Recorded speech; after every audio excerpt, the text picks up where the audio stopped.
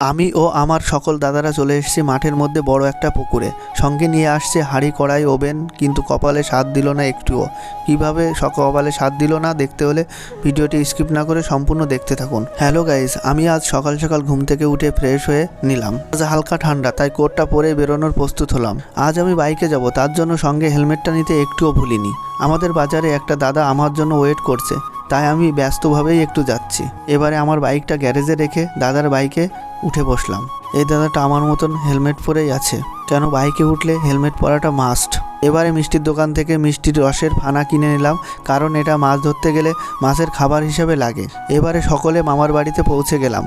এখান থেকে সমস্ত জিনিস নেবার জন্য টোটো ডেকে নিয়ে মাঠের দিকে রওনা দিলাম। সবার সঙ্গে আমিও হাতে হাতে জিনিস নিয়ে হাঁটা শুরু। সবাই এক জায়গায় জিনিসগুলো রেখে পুকুর পাড়ে পৌঁছে আমরা সকলে মিলে হালকা পনির ঘুগনি আর সঙ্গে রুটি খেয়ে নিলাম।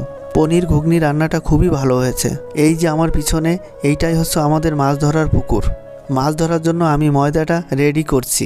এই ময়দার মধ্যে পাউরুটি মিক্সড করে সবাইকে দিয়ে দিলাম।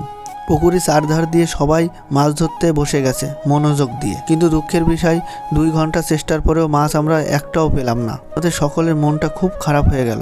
এবারে কিন্তু রাগ করে বাজারে গিয়ে বড় একটা কাতলা মাছ কিনে নিয়ে আসলাম। আমার মাছ কাটা দেখেই মনে হলো এই দাদাটা মাছ কাটায় খুব এক্সপার্ট। মাছটা খুব সুন্দর মাছ। মাছটা এনে পরিষ্কার করে সঙ্গে সঙ্গে ভাজতে শুরু করলাম। কি আর করা যাবে, কপালে না থাকলে যা হয়। দেশি মাছ খাবো বলে এসেছিলাম, এখন বাজার থেকে কিনে নিয়ে এসে খেতে হলো। মাছ ভাজা শেষ না হতে কুকুরগুলো পৌঁছে গেছে আমাদের এখানে। এখানেই শেষ করছি, টাটা বাই বাই।